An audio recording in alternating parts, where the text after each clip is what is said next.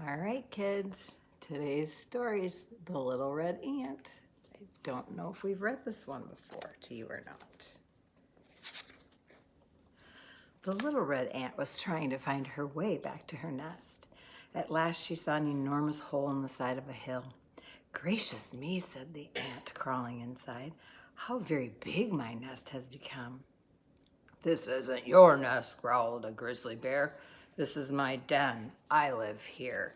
Your nest must be in the cave over there. Ooh, there's the ant and the bear.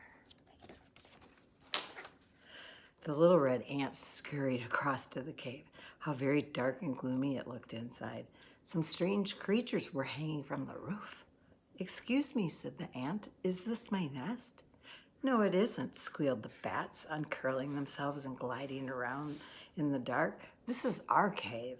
There's a nest in those bushes outside. That must be where you live. There's the bats flying around. The little red ant crawled into the clump of bushes, but there in front of her was a large hare.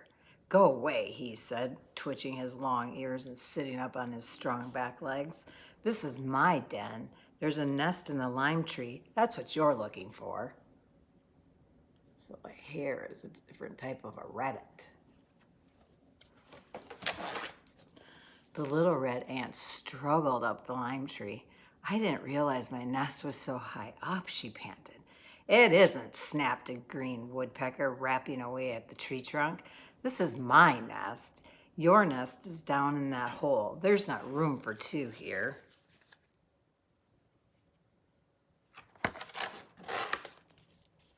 But when the little red ant tumbled into the hole, she found herself picked up by a marmot. Hello, he mumbled. I haven't seen you before. Are you a cousin of mine, like the squirrel? No, sighed the ant. I'm looking for my nest. Well, said the marmot, this one is mine. Your nest must be a lot smaller. Yeah, I bet it's a lot smaller. See, it's getting smaller here every time.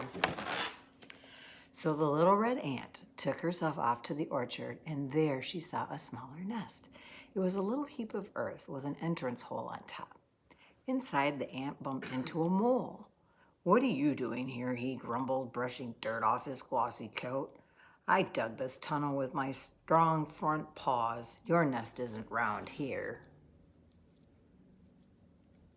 Boy, little ant's having trouble finding his nest. Feeling more lost, the little red ant scurried to the pond. She saw a little hole in the bank, and suddenly there was a flash of brilliant blue. Out popped a kingfisher. You can't come in here, he said rudely. This is my home. Your nest is at the top of that big oak tree. There's the kingfisher. Perhaps he's right, thought the little red ant. So she climbed up the oak tree until she found a squirrel sitting on a branch. Have you seen my nest? Asked the ant. No, answered the squirrel. That's my nest. I live here. You had better look somewhere else. So the little red ant climbed sadly down the tree again.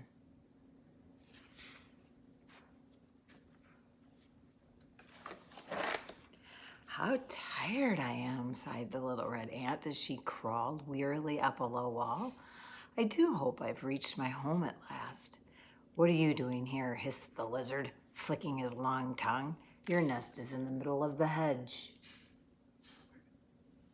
Oh, that poor ant. So trying so hard. Keeps trying. But there was a loud buzzing sound coming from the hedge. Don't come any nearer, hummed the bees. You don't live here. This is our hive, and we're very busy, so be off with you. Oh, you don't want to mess with the bees. Look at how low the hole's getting, though. I think the ant's getting closer. The little red ant stumbled through the grass. She was so tired and miserable that she didn't look where she was going. Suddenly, she found herself in front of a tiny hole in the ground. Dozens of little red ants were scurrying in and out. My nest, cried the little red ant. I've found it at last. And she hurried into her home.